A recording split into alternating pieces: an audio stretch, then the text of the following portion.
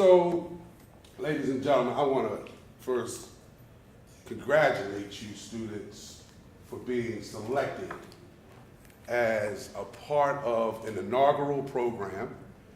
This is the first cybersecurity club in the nation, as well as globally. They're a minority cybersecurity club. So you first give yourselves a round of a hand for even being selected. Everybody that's in this room, I personally handpicked. And I picked you for reasons that you may or may not know. If you look around this room, these are all scholars. What do you all have in common? You're all A students. When you look around this room, you are all leaders of your own groups. More particularly, I see you as, if I gave you a mission, you believe in missions accomplished. Now, you're going to give me a whole lot of mouth. Now, we're going to fight and argue and yell, Miss Yelly, of course. But one thing for certain, two things for sure, I can guarantee you will finish the project. So this is such a delicate but an important industry that we're about to introduce to you. And it's not represented by minorities, people of color, women, black women, particularly black men, for sure. You guys got an opportunity to be a part of the prominent few and not the trivial many. This is an opportunity that schools are they're gonna jump on the bandwagon if opportunity presents itself for them to do such a thing. I'm blessed, and you know Mr. Mitch always talk about who he knows and who's his friends and who he rubs elbows with and things of that nature, right? We always talk about my friends. When they go, my friends, you got your councilman walking in the door, right? Trayon White, when I call you Trayon on Sunday, he texts me back, I'm in church. I'll get back to you in a minute, brother. But here he is. People are counting on you for what's about to go down. Cybersecurity is not a joke. This is a $8 trillion a year business. $3 trillion last year. 3 children, okay, so therefore, that's the 100 billion, a trillion. There's more money being spent with companies in cybersecurity than there is drug trafficking across the world. So you have an opportunity to learn something that has been literally exclusive to white people. You are getting an opportunity now, kids, to break the color barrier. This is major. So this is not a little project. This is nothing little about it.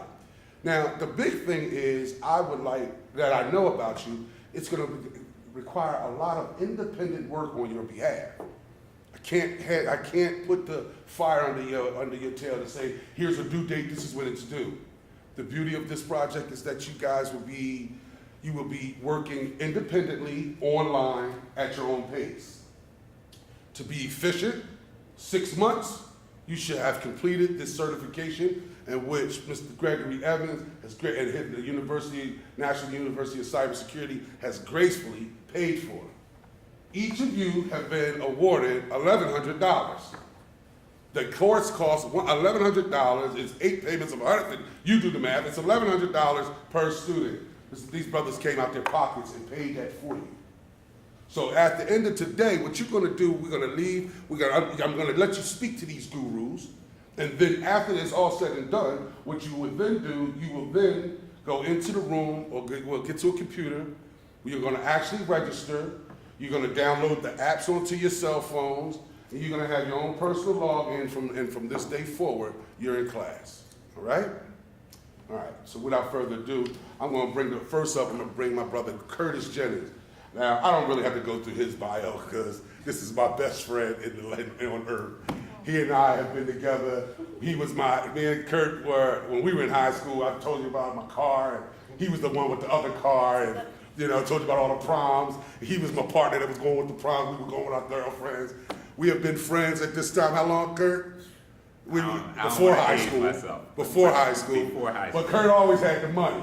You know what I mean? Mitch was just, he was the manager of the store with Seafood America. But I was in the back, I was the cook.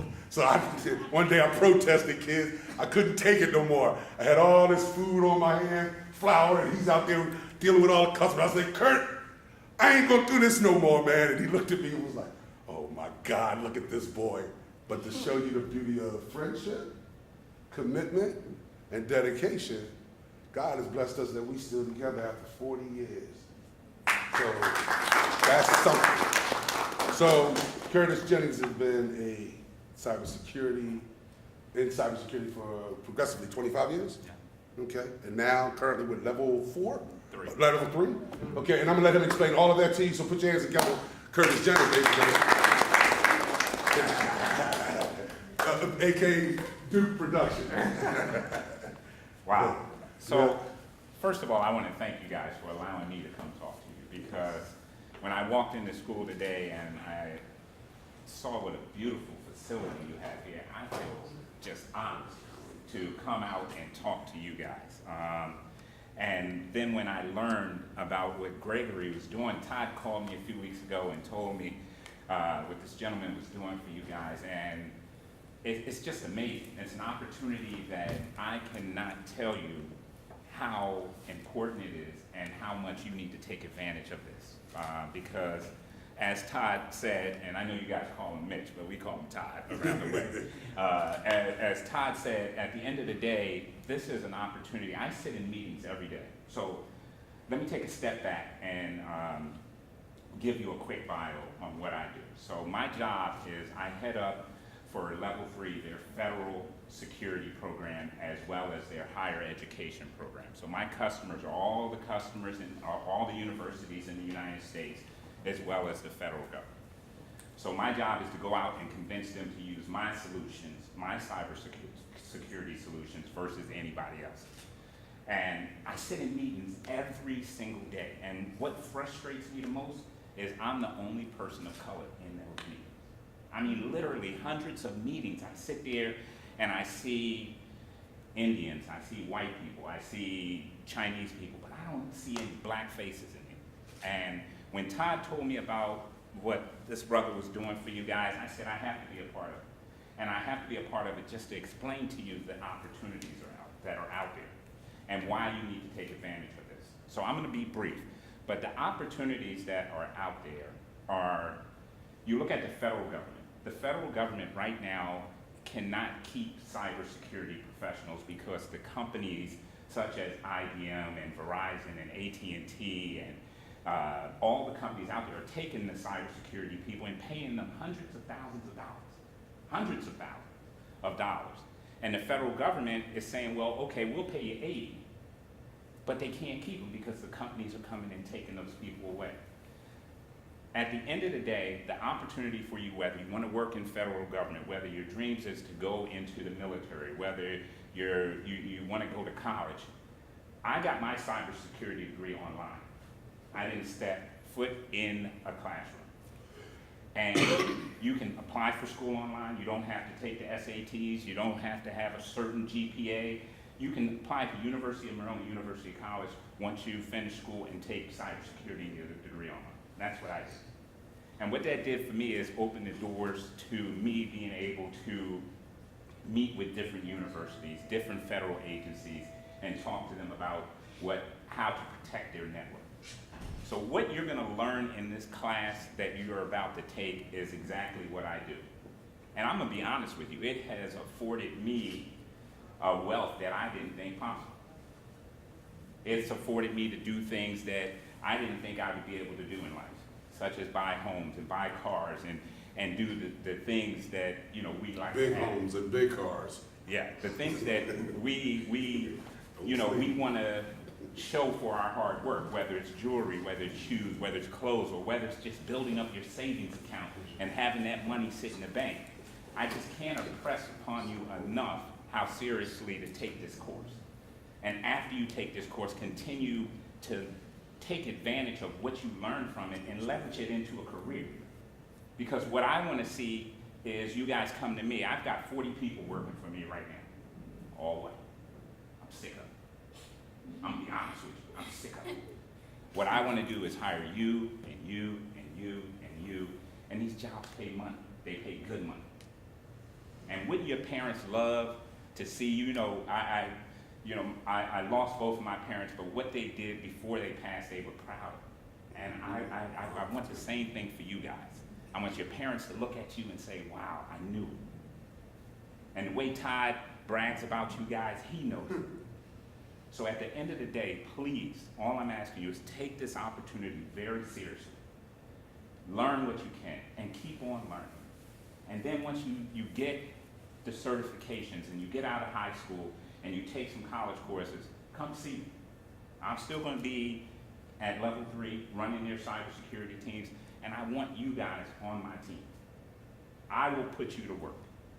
I will give you the opportunity that you can't even dream of, and the money to make in this industry is going to continue to grow and grow. Every day on the news we hear about what?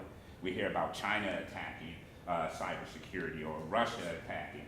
All during the election, all you heard was how Russia took Hillary or attacked Hillary Clinton's emails. Stuff like that is cybersecurity. You can learn how to protect these networks. And I'm going to step down now, but please, please, put 100% into this like you've never put it in before. You have the opportunity to make the same, I don't know if any of you are athletes, but you have the opportunity to make the same amount of money as athletes. That's and live right. the same way athletes do if you pursue this. So please pursue it. Thank you, and I'm going to let Gregory come on. Okay, so this guy, I gotta be this guy. this guy. You guys are familiar with the term "catch me if you can." Remember the movie? Now remember the movie, right? Well, this is who they coined the movie behind. This is who they were looking for. This is who they were after. His story is phenomenal. Mr. Gregory Evans has done some remarkable things in his life. He, once upon a time, just to tell you how, and I'm not going to tell you his story, but everybody just say it, catch me if you can. Say it. Put your hands together for Mr. Gregory Evans, ladies and gentlemen. My man. From Atlanta, he came in from Atlanta today for you guys. How you guys doing? All right? So, I just want to say this before I begin and go into it. It's all about who you know. And you see a lot of black people, that person you sit next to right now, you don't know who that person's going to be one day. You talk to Oprah, people used to make fun of her when she was in school. Too dark, she was overweight, or her jeans, her clothes didn't fit, they were old, whatever. You just never know who you're going to meet. So a year ago, I was invited through a friend, okay, it's networking. A friend invited me here to come to your program that you had about a year ago, right? Year and a half ago. A couple years ago. Or was it a couple years ago? Yeah, It seemed like it was only a year ago. And the friend didn't even show up. This is how guard works, all right? Friend didn't even show up, but I came. Didn't know anybody in this room. Mr. Mitchell, your teacher, had about, what, 20, 30 people in this room? Yeah. From different, powerful black people that you never hear about because they don't show up on BET. You know what I mean? They ain't on the front of, some of these magazines that always show the same famous black people. You understand? But one person that was in the room was a guy about this big, long braids. Told me he was running for city council here in Washington, D.C. Okay? And you just never know. Don't try to size somebody up by their clothes. Don't try to size them up by their height. Don't try to size them up by their speech. You understand? He said he was going to do it because he was from around the way. All right? He was from the neighborhood, right? I'm sitting in Atlanta, Georgia. A couple months back, last year? November, I think it was. I'm in Atlanta, Georgia. I'm turning on the TV, flipping through channels, and who do I see? The new city councilman in Washington, D.C., Trayvon, right there. There you go. And I'm going to bring him up before I go into mine, but what was important was that I called, and Mr. Mitchell called Trayvon and said, can you come today? He said, I'm in a meeting with the mayor of D.C., but you know what? I'll make sure I come over here and show up for you guys. So when you can leave the mayor like I got other important things to do, you see what I'm saying? To come over here and to speak to you guys is important. So I know him through Mr. Mitchell. I'm introducing him now, so now you know him too. Do you understand what I'm saying? So before I say anything else, I want to introduce you to your city council person right here. That's a wonderful introduction. His lights are very, very bright. But I'm excited to be here. For those who may not know, I'm a graduate of Ballou Senior High School, a proud knight, and I feel obligated to do what I do. You can clap to that. That's great. And I chose to go to Ballou. Prior to coming to Ballou, I went to a charter school because my mother wanted me to get out the neighborhood, the beach, and all that stuff. And I was like, no, I want to go to my neighborhood high school. And I chose to come in. I got all my friends to come in. We really was trying to dominate in sports. For those who don't know, I play basketball. I see a lot of people with baseball gear on. I seen you all on social media and stuff like that. But I came to Ballou trying to create an opportunity for myself. And like Greg said, I met him a few years ago, and he's truly about his commitment to bettering our people. And you'll hear more about his story. But also I know that Mr. Mitchell, he's one of those guys that you don't see often in school. He's one of those rare jewels. And when you talk about cybersecurity, it's one of those things that if you never heard of it, it's time to hear about it today. The #1 income earner in my family, his name is Ronell White. He's also a graduate of Ballou Senior High School. Guess what he does? Cybersecurity. He graduated from the University of District of Columbia. Wasn't very popular in high school, very nerdy type of guy, but very phenomenal gentleman. And, kind of outcast. My family, we from the streets. And so he was not really a street type of guy, so he was kind of stayed to himself, did his work, went to college, he's the first person in my family that bought their house. And I wanted to be just like my uncle Ronell White. I went to a different path, of course, I'm into politics. But I wanted to say, if somebody gave you a lottery number, what it's going to be in the next 5 years, would you take that number?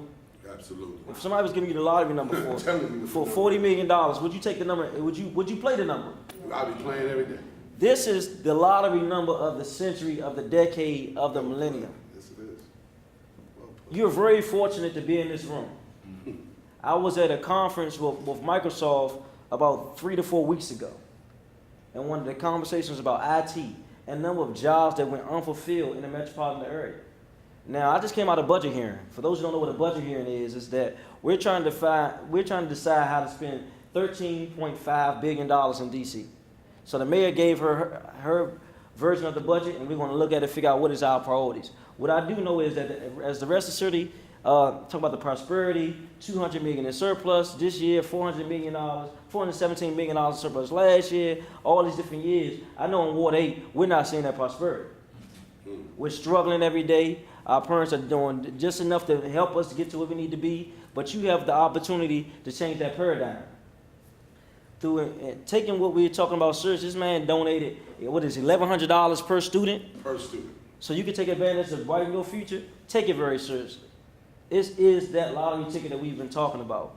And Mr. Mitchell have kept his commitment into ensuring that he bring people to Ballou to the forefront, and he's doing just that. I'd like to thank Dr. Reeves, who is absent as well, who's also pushing this thing as well. So I'm here today. I'm supposed to be in a very important meeting. It's on TV live right now. I stepped out. I have to go back at some point to ask very hard questions. What are we doing more to better residents in Ward 7 and 8? We have one grocery store serving 78,000 people in our ward, which is unfair. We've had a share of recreation centers in our ward. Hot Rec has been closed. Ballou had a rec that is closed. Orr had a rec that's closed. Malcolm X had a rec that was closed and reopened. Number 11 Boys and Girls Club closed. So there's been a divestment in our community. While the rest of the city is happy that $5 million in dog parks and bike lanes, spending money all over the place. Well, I hear gunshots every night. Had to do visual 2 nights ago. There was a funeral yesterday morning. Was at the hospital last Thursday for the shooting on Alabama Avenue on 22nd. Anybody saw that shooting? Anybody seen the video? Young man had a machine gun, shot the car up. This is what we face on this side of the river. So it's on me and on you to step up. And this is your opportunity to participate. I want to thank you all for having me today. I look forward to you leading the next generation of leaders here in Ward 8. Thank you. All right. Now that's an inspiration, isn't it? So this is exactly, see, he didn't leave his neighborhood. So he came back to his neighborhood because it's the old saying, each one takes one. When one person makes it, you're supposed to go back and grab somebody else and pull them out so they can turn around and become successful to go back and grab somebody else. I'll tell you this. If you had to say who was the LeBron James or the best rapper ever, would have been Tupac. But when it comes to teachers, who is the most passionate and loves their teachers is Mr. Mitchell. Mr. Mitchell will call my house at 1 o'clock in the morning and it's like, I got an idea for the students. Can we do this and do that? You know, I need t-shirts, so y'all got t-shirts coming, right? With your own logos. We need to do this. He loves his students. And when you get a teacher, see in the movies, and I want to say this, we've all seen movies where you had these inner cities, schools, and they all had issues and problems. And who was it? What teacher came along and tried to help them? It was always a white teacher. It was always a white principal, okay? Except for Joe Clark, if you guys remember that, Lean on Me, okay? And he had to be the angry black man with a bat. You follow me? Yeah. But you got one right here, and he ain't got a bat. He got cameras. He has a pen trying to teach you guys how to write. He has friends. He loves what he does. He can leave here and go make big money somewhere else. But he likes being right here in the trenches with you. So with that being said, give yourself a hand, please.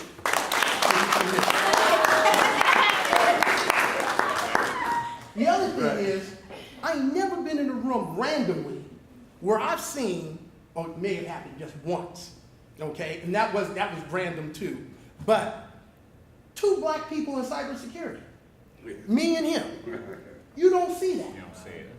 I remember when Chris Rock said in the comedy, I've never seen 2 Indians together. Has anybody ever seen 2 Native Americans in the same room together? In the same city together? You don't see it. And that's the same way I feel about cybersecurity. Yeah. So in my business, before I talk this story, because I live in Atlanta, but I'm from Maryland. So, and that's where I learned. But didn't nobody teach me. And you know what really bugs me though? Is that we can turn on the TV, we can idolize all these other people and the things that we see them doing on TV, and we hear about how much they spent in the strip club, how they pop bottles and all this stuff. But how many of them gave away a scholarship? See, I wasn't a big LeBron James fan. Respect him, okay? But I wasn't a big one until after he won the championship and he then sent all these kids to college, spent $10 million sending people to college. Right. See, that's what I want to see. I don't want to see what you just spent in the strip club. The girl telling you she's going to college, but she's been in that strip club 8 years, so she should be a doctor by now, right? Mm-hmm. So, but you don't see that.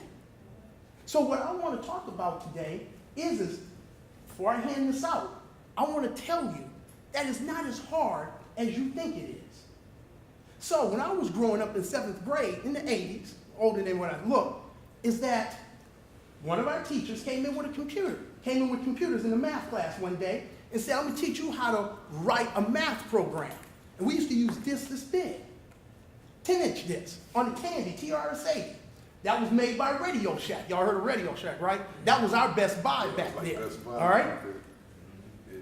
After she taught us how to write a checkbook program. After she did that, no one in the school knew anything about computers.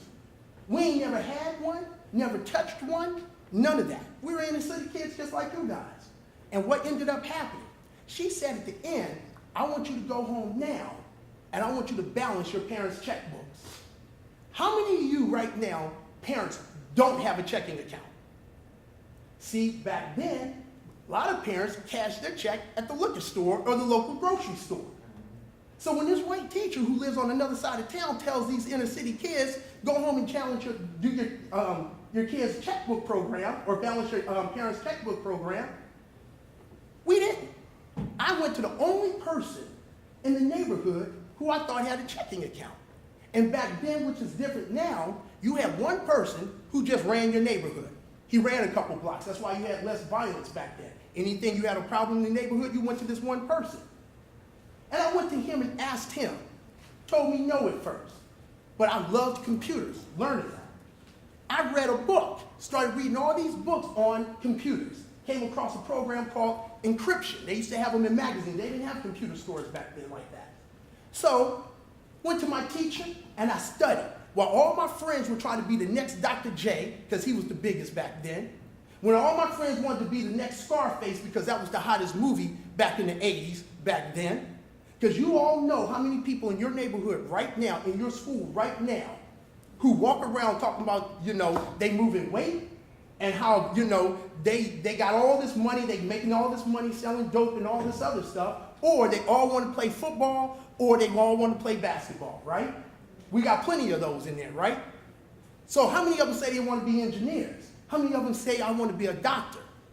Because you don't see that.